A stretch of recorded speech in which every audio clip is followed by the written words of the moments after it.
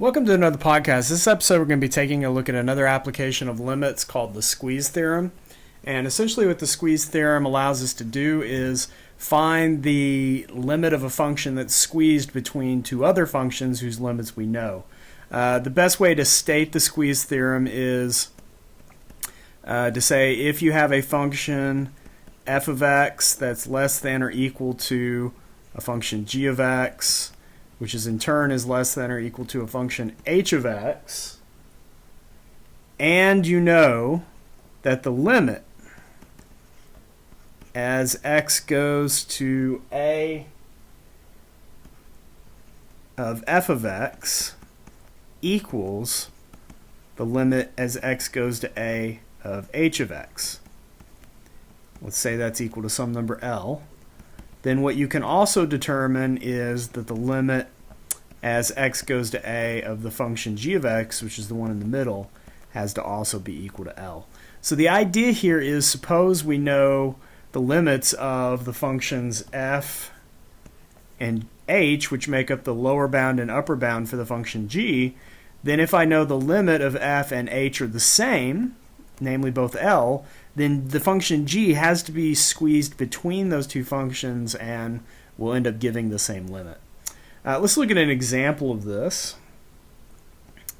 A great example of this is to try and determine what the limit as x goes to 0 of the function x squared times the cosine of 2 over x is. Now, if you notice, we're trying to find the limit as x goes to 0 of this function. So in terms of the squeeze theorem, this function is behaving like our g of x. It's the thing we want to know. We need to come up with an f of x and an h of x that are smaller than or larger than this function. Now, the easiest way to do this is to pick on cosine. So if you look at cosine of 2 over x, you should know that cosine in absolute value is always less than 1. This means that cosine is less than or equal to 1, and it's greater than or equal to negative 1.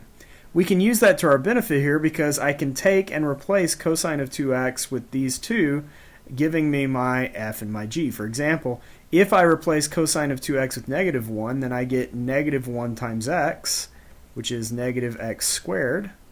That's less than or equal to, if I keep the cosine of 2x in there. And then finally, if I replace cosine of 2x with 1, I get just x squared. And so you can see here, over in the graph to the right, I have all three of these graphed. On the top is the function x squared. So this is x squared on the top. And then I have negative x squared in green along the bottom. It's the parabola that opens down. And then in between them, I've graphed the function x squared cosine of 2 over x. And what you can see is the blue function is definitely squeezed between these two functions.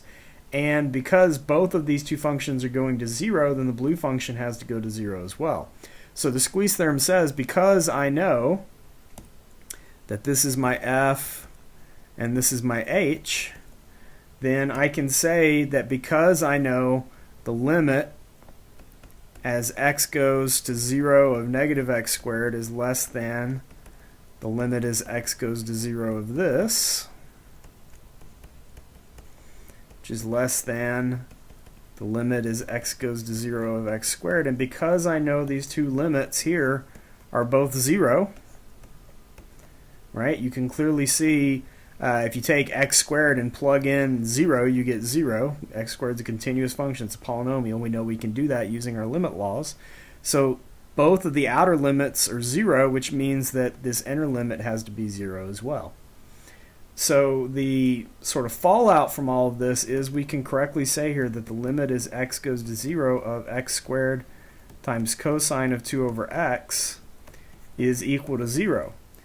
And you might suggest, well, why don't I just plug in x equal to 0? If you tried to plug it in directly,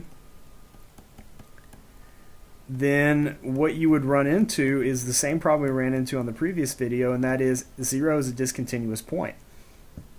if I plug in 0 squared cosine of 2 over 0, I can't evaluate that point. It doesn't exist.